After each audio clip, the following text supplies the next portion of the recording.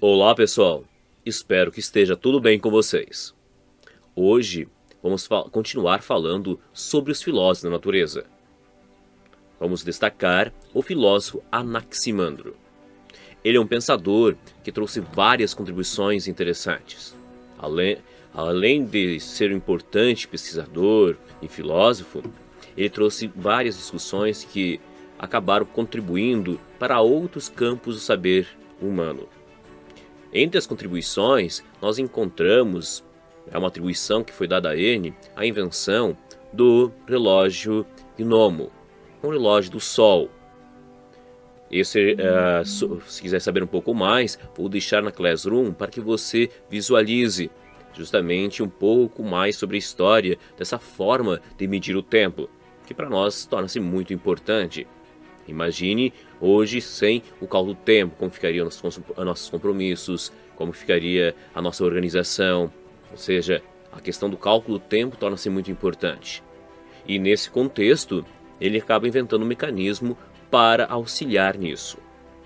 Outra questão muito importante em suas pesquisas, e teve várias contribuições, de acordo com os limites da época, porque ele é um filósofo lá do século VI, século V a.C., está ligado justamente às suas pesquisas em torno da astronomia, as medições, seus cálculos sobre os astros e assim por diante. Outra questão bastante interessante são as suas contribuições que ele deu para a geografia. Como ele costumava viajar bastante, porque nesse contexto, até o termo filósofo, amigo da sabedoria, tem essa conotação daquele que vai em busca do conhecimento. E para ir em busca do conhecimento, envolve a necessidade de viajar. Tanto é que muitos atribuem, quando falamos lá do Tales de Mileto, que foi o tema da outra aula, eles mencionam que esse autor havia recomendado que outros, como Pitágoras, fizessem viagens, fossem pesquisar, fossem para o Egito, fossem para outros lugares, buscar conhecimento, pois o conhecimento não estava disponível, como hoje nós temos. Nós hoje podemos buscar obras, podemos achar via na internet, temos uma facilidade enorme. No contexto já de Anaximandro, não é bem assim. Você tem a necessidade de ir em busca. Então, por isso até o termo filosofia tem essa conotação também, aquele que vai de encontro. E para ir de encontro, tem necessidade de viagem. E como Anaximandro, ele na época costumava viajar bastante, ele começou a fazer uma espécie de mapeamento disso. Por isso, atribuímos a ele também as suas contribuições para a geografia, para descrever justamente os locais, os lugares.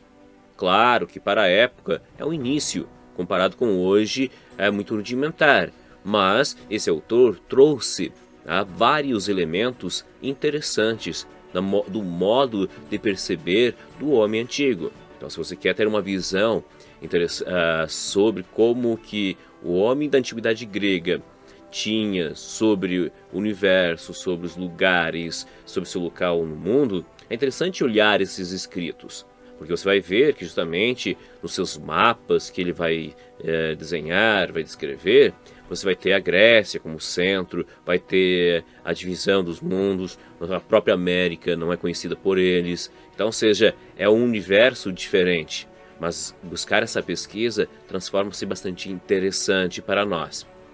E ele é um filósofo que nós dizemos monista. O que quer dizer isso?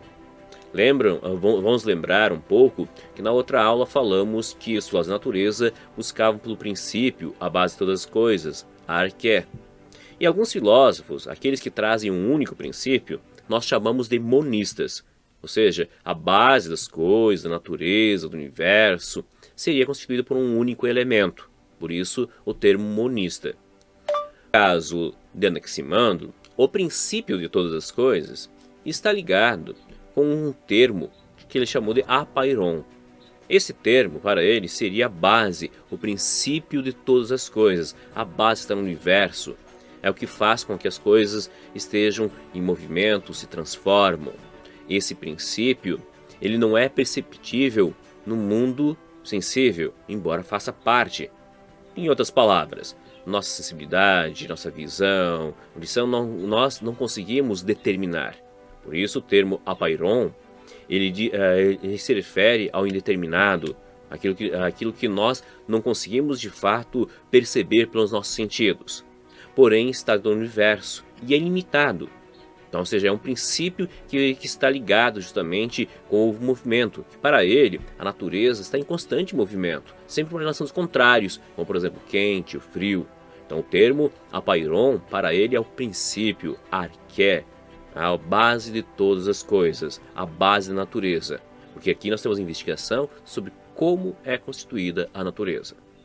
Sobre a filosofia de Anaximandro, esses são alguns pontos. Se você pesquisar, buscar por mais elementos, vai encontrar com certeza muitas coisas interessantes. Até mais, pessoal. Bons estudos!